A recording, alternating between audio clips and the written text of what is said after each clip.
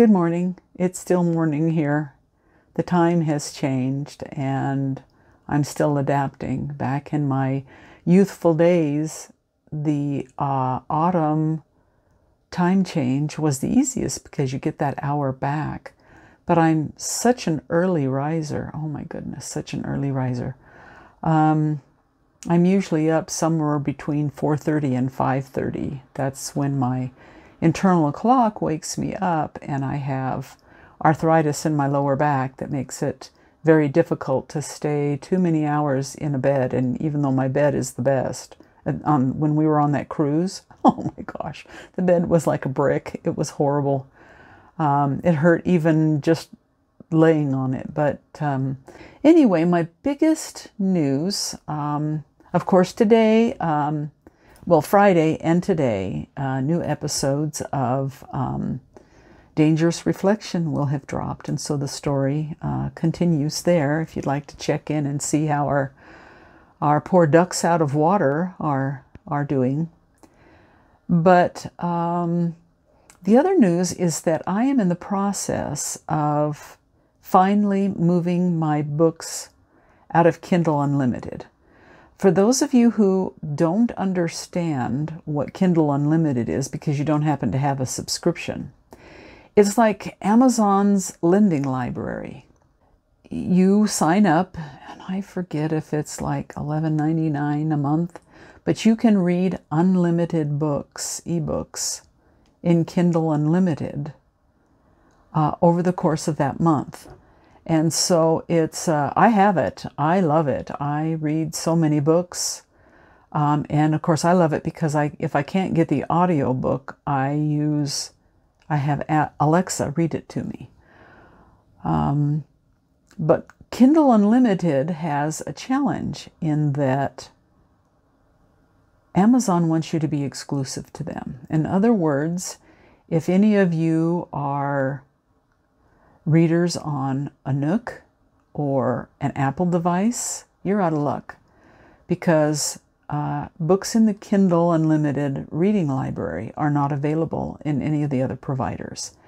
And while it has served its purpose, because what happens is authors get paid by pages read, there comes a time when you need to kind of shake things up and broaden your library. I had hoped to do it last year, and I had planned to start with some of the shorter books, the series. I have a few series, you know, like Wildstone and Huckleberry Falls, where the books are mostly novellas rather than novels. And I had intended to do pull the Huckleberry Falls books from Kindle Unlimited and kind of start there. But, you know, things didn't work out. I kind of chickened out and I didn't pull them after all.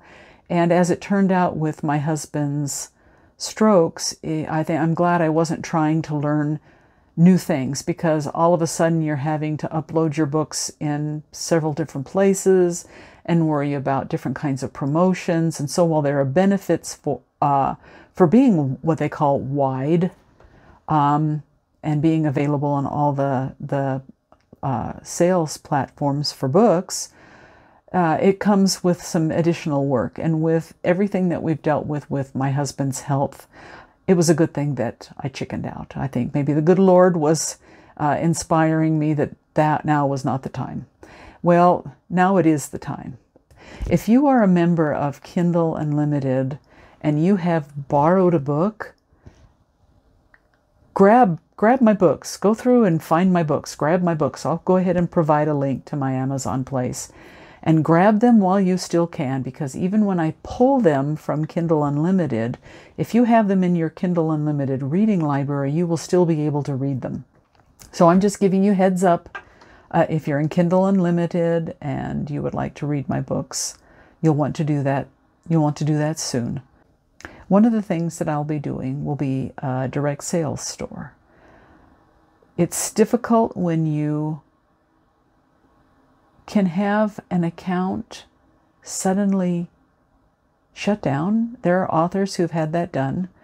I don't know if any of you have much experience with Facebook. Facebook's support is completely non-existent. There are people who've had their accounts shut down or taken over and they couldn't do anything. There was nothing they could do to convince the Facebook powers that be that they were who they really were and keep their account. And so I had that happen to an old college roommate of mine. And she had to create another account. And all the history that she had for like 10 years on Facebook was suddenly gone because she had been hijacked. So it's kind of like that. It can happen to authors on Amazon. And so if you have all your eggs in the Amazon basket, it's not a healthy way to run a book business. And that's truly what happens when authors are indie. And even for authors that are traditionally published, and I was traditionally published at first, but even authors who are traditionally published have to do an awful lot of marketing and that kind of thing on themselves, but they don't have the control. So that's why a lot of people have chosen the indie route, and that was one of the reasons why I chose to do it myself. So anyway, I hope that you're having a great week, that your weather hasn't been too cold. We've had a good freeze. My husband made a ton of grape juice after he and his brother picked the grapes outside.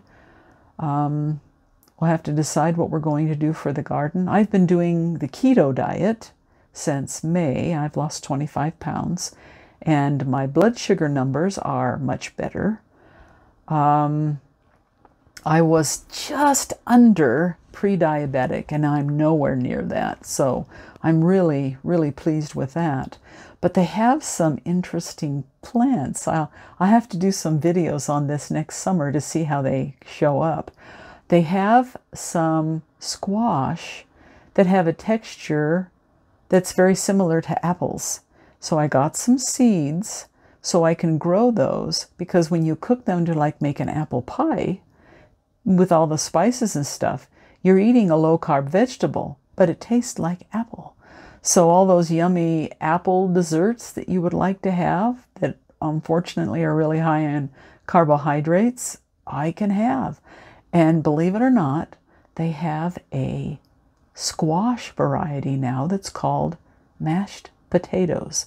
I'm completely okay with cooking cauliflower and putting it in my blender and treating it like, because I like cauliflower. A lot of people don't. But so I ordered some seeds for mashed potato squash, and we'll have to see how those come out.